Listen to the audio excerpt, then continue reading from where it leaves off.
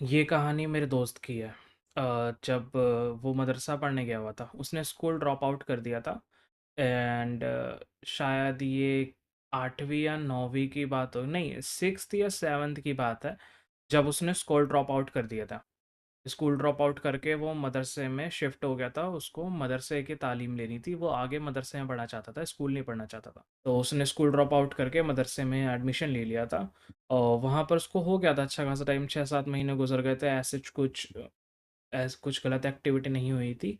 But फिर भी वहाँ काफ़ी ज़्यादा रिस्ट्रिक्शंस थी। जैसे कि आप रात में उठ नहीं सकते 12 के बाद, मतलब 12 के बाद अगर आप उठ के कहीं जा भी रहे हो जैसे वॉशरूम वगैरह, तो आपके साथ कोई एक होना चाहिए, आपका दोस्त, आपका फ्रेंड, या फिर अगर आपका कोई फ्रेंड वगैरह नहीं है उठा हुआ है उस टाइम पे या वो दूर है, तो आप किसी भी एक बच्चे को उठा के अपने साथ लेके जाओ, अकेले मत जाओ। वॉशरूम हो गया या फिर किसी भी और काम से अकेले वहाँ जाना मना था 12 बजे के बाद। क्यों? होगा कोई रीज़न। और मदरसे में एक पेड़ भी था। तो वो पेड़ काफ़ी बड़ा था, मतलब नॉर्मल जैसे पेड़ होते हैं ना, और उस टाइम पे वैसे ज़्यादातर पेड़ बड़े भी होते थे साइज़ में आजकल के मुकाबले। तो वो पेड़ काफ़ी बड़ा भी था और वो बिल्कुल मदरसे के बीचों बीच में था। वो कैसे आया, कहाँ से किसने लगाया पेड़ और वो कितना साल पुराना है, ये सब किसी को भी नहीं पता, बट हाँ, काफ़ी पुराना पेड़ था वो।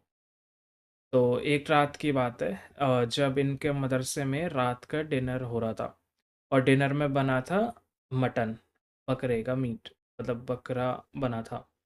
तो पता नहीं कैसे जहाँ से वो आया था बकरा, उसके ना नाखून भी आ गए थे। जो दुकानदार है जिसने भेजा था वो, उसने शायद गलती से वो नाखून हटाना भूल गया हो या फिर वो गलती से रह गए हों, वो पन्नी में ही आ गए थे। अब क्या होता था ना, जो वहाँ पर खाना बनता था, वो मोस्टली ज़्यादातर बच्चे मिलके ही बनाते थे।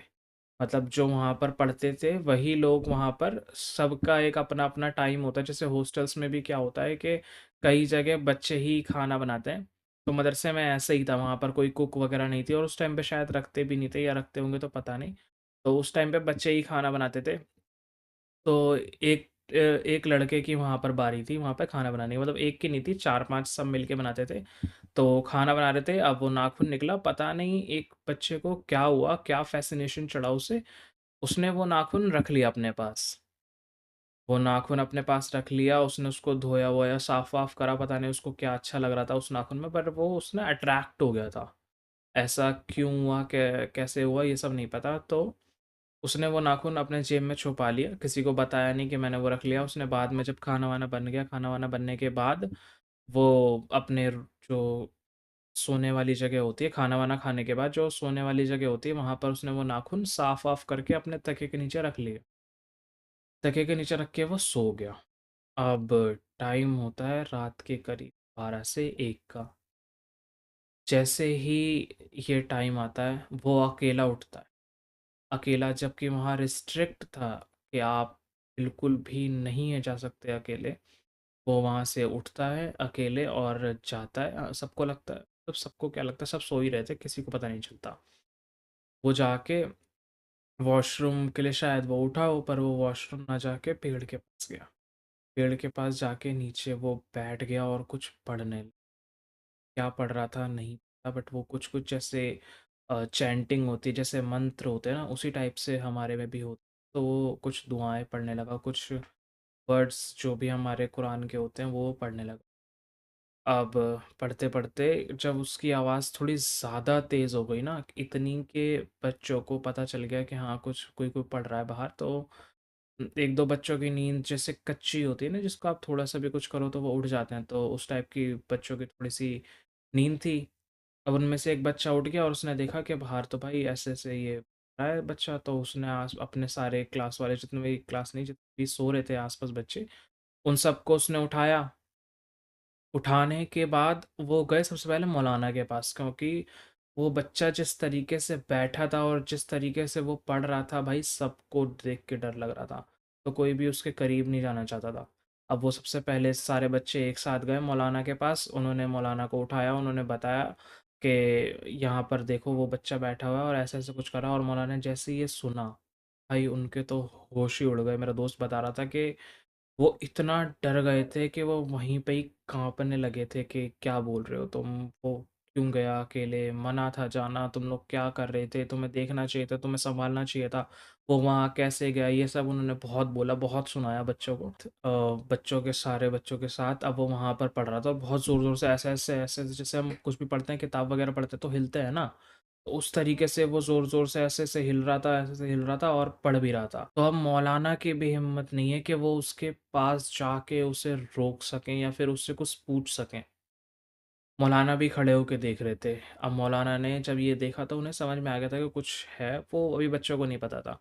तो मौलाना ने किसी को फ़ोन किया और फ़ोन करने के बाद उन्हें बुलाया। वो जब आए, तब वो गए उस बच्चे के पास। बच्चे के पास जाके बैठे और पूछे कि क्यों आए हो? तो वहाँ से जवाब आता है कि इस बच्चे ने ही मेरे को बुलाया है। तो फिर वो थोड़ा-सा हैरान हुए, जो बाहर से मौलाना आए थे, वो थोड़ा-सा हैरान हुए कि बच्चा कैसे बुला सकता है। अब वो किसको बुलाया वो मैं आपको आगे बताता हूँ। तो उससे ये पूछते हैं कि ये बच्चा तुम्हें कैसे बुला सकता है? इसको तो कुछ पता भी नहीं है। तो बोलते हैं कि बकरे के नाखून आए थे और वो इसने साफ़ करके अपने तकिए के नीचे रख दिए। जबकि वो हर बार मेरे लिए आते हैं और वो मेरे पास इस बार नहीं पहुँचे। तो फिर जो मौलाना थे, वो गए दूसरे मौलाना के पास जिन्होंने इन्हें बुलाया था। उनसे जाके बोला क्या तुमने नाखून नहीं दिए आज इन्हें? मौलाना बोलते हैं कि मेरे को बिल्कुल भी याद नहीं रहा। अब जो ये मौलाना आए थे, वो बहुत ज़्यादा गुस्सा हुए। अब वो गए वापस उस बच्चे के पास और उस बच्चे से जाके पूछा और उस बच्चे से जाके पूछा कि आप अब कैसे तो जो भी कोई इंसान या फिर जो चीज़ उन बच्चे के अंदर थी, उसने खुद ये बोला कि ये बहुत ही एक इनोसेंट बच्चा है और मैं इसको कुछ भी हार्म नहीं कर सकता और ना ही मैं हार्म करना चाहता हूँ। वो तो बस इसकी गलती थी, तो मैं इसकी गलती का एहसास दिलाने के लिए इसको यहाँ लेके आया था। मैं कुछ भी नहीं चाहता, बस जो इसके तकिए के नीचे नाखून रखे हैं, वो मेरे को वापस ला के दे दो। ऐसा ही हुआ। जैसे ही पता चला कि किसी तकिए के नीचे नाखून रखे हुए हैं, मौलाना भाग के गए, वो तकिया हटाया, नाखून लेके आए और वापस उस बच्चे के हाथ में दिए और जैसे ही जैसे ही वो नाखून उस बच्चे के हाथ में रखे, वो नाखून गायब हुए और बच्चा गिर गया। अब मुझे नहीं पता ये कितना सच है या फिर ऐसा हुआ होगा या नहीं, या फिर बढ़ा-चढ़ा के उसने मेरे को बताया है। बट उसने मेरे को बोला कि जैसे ही उसने नाखून उसने नहीं मौलाना ने जैसे ही वो नाखून उस बच्चे के हाथ में रखे, वैसे ही वो नाखून भी गायब हो गए और बच्चा भी नीचे गिर गया। और तो हाँ, इसमें जो बच्चा था ना, उसकी आँखें बिल्कुल लाल हो रखी थी। बिल्कुल लाल सुर्ख जैसे होती है ना, बिल्कुल जैसे लाल जैसे खून का कलर होता है, बिल्कुल उस टाइप की लाल आँखें थी। उस बच्चे की जितनी देर तक उससे बातें करी गई थी। जैसे ही वो नीचे गिरा, फिर मौलाना ने उसे उठाया, लेके गए, फिर उसके आस-पास आयतल कुर्सी वगैरह पढ़ी, फूँका गया और फिर उसके ऊपर दम करा गया। फिर बाद वो बच्चा नॉर्मली उठा, उसे कुछ भी पता नहीं था कि क्या हुआ। जब वो जैसे ही उसने अपना सर तकिए के ऊपर रखा था, उसके बाद से उसके साथ क्या हुआ उसे कुछ भी याद नहीं है और वो कितनी देर तक सोया, कितने बजे उठा उसको ये तक याद नहीं है। उसके लिए वो सो चुका था और वो कैसे इतनी जल्दी सो गया उसे ये भी नहीं पता। तो अब पता चलता है कि वहाँ क्या हुआ था असल में। तो जो पेड़ था ना वहाँ पे, वो दरअसल उस पेड़ के नीचे किसी को वहाँ पर पेड़ के नीचे किसी को वहाँ पर गाड़ा गया था। तो वो जो पेड़ था ना, उस पेड़ के नीचे किसी को वहाँ गाड़ा गया था और जिसको वहाँ गाड़ा गया था, वो कोई था अ, अब मैं नाम तो नहीं ले सकता क्योंकि रात हो रही है। टेक्स्ट पर अभी मैं नाम तो नहीं ले सकता क्योंकि रात हो रही है, पर वो टेक्स्ट आपको मेरी स्क्रीन पर दिख रहा होगा। तो वहाँ पर उनको गाड़ा गया था। तो ऐसा होता है कि कोई एक रिचुअल होता है, कोई एक जैसे आप में रिचुअल होता है, वैसे ही हमारे में कुछ होता होगा कि उन्हें नाखून बार हर हफ्ते में 2 बार या हर हफ्ते उनको नाखून उनके पेड़ के पास जाके रख दिए जाते थे, ताकि सब शांत रहे और कुछ भी ऐसे गड़बड़ वगैरह ना हो। तो वो वहाँ कैसे क्यों गाड़ा गया उन्हें, किस लिए गाड़ा गया, क्या वजह थी, उन्हें नाखून क्यों देते थे, ये सब चीज़ें तो मुझे नहीं पता, जितनी उसने मेरे को बताई मैं उतनी ही आपको बता रहा हूँ। तो या ये एक इंसिडेंट तो या ये एक इंसिडेंट था जो मेरे फ्रेंड के साथ हुआ था, वो भी मदरसे में। मदरसा एक बहुत ही पाक जगह होती है। जैसे आपके मंदिर होते हैं, जैसे चर्च होते हैं ना, उसी टाइप की एक पाक जगह होती है। और जैसे आपके मंदिर या फिर चर्च में कोई नहीं जा सकता, कोई नेगेटिव एनर्जीज़ नहीं जा सकती, मदरसे में नहीं जा सकती। तो पता नहीं कि मदरसे में वो पेड़ क्यों हैं और वो वहाँ कैसे हैं, ये सब चीज़ें तो मुझे नहीं पता। मैंने उससे पूछी भी नहीं क्योंकि वो काफ़ी पुरानी बात थी, मुझे तो उस टाइम बहुत डर लग रहा था।